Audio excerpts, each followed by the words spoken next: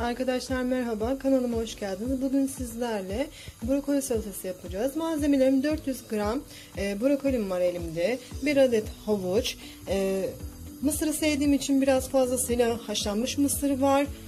1 tatlı kaşığı tuz, yarım limon ve 2 tane diş sarımsak ve yarım çay bardağı da zeytinyağı ekleyeceğiz. Bir tencerenin içine sıcak suyumu ilave ediyorum. Siz tabi soğuk su da ilave edebilirsiniz. Kaynatacağız suyumuzu tekrardan çünkü. Şöyle bolca dökelim.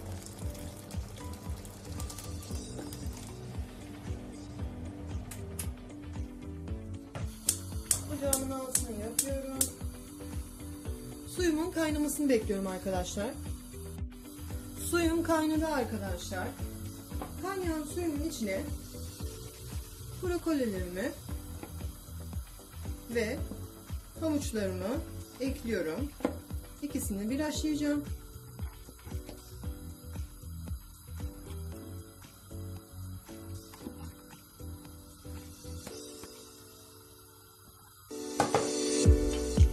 Evet, havuçlarımı da atıyorum güzel.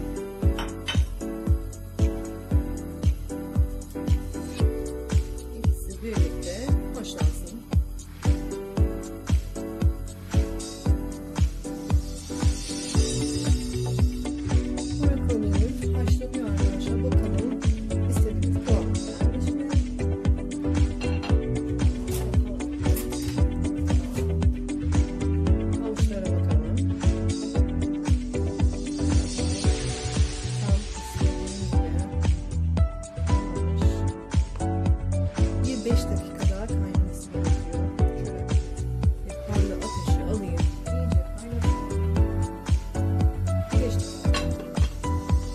Biraz daha yumuşamasını bekliyorum.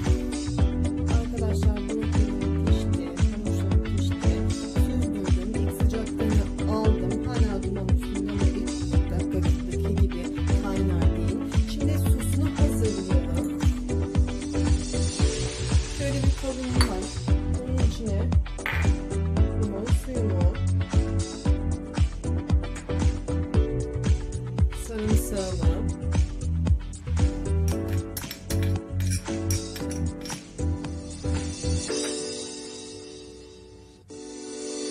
yarım çay bardağı zeytinyağını ve bir tatlı kaşığı tuzu ilave ediyorum. Şimdi güzel karıştırıyorum.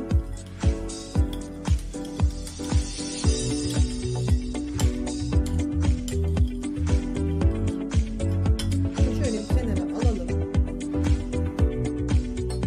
Daha sonra böyle bir derin bir kaba alıyorum arkadaşlar. İçine haşladığım brokoli ve havuçları ve haşlanmış mısırları ekliyorum.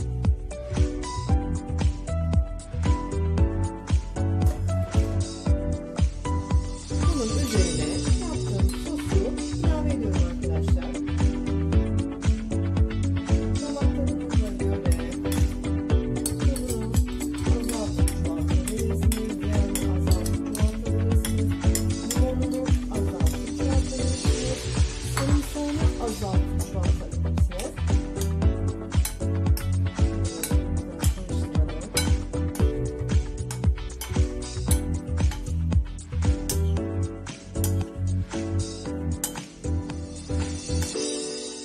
mis gibi kış ayında yiyebileceğiniz bir salata, hem sağlıklı hem nefis hem vitamin deposu arkadaşlar.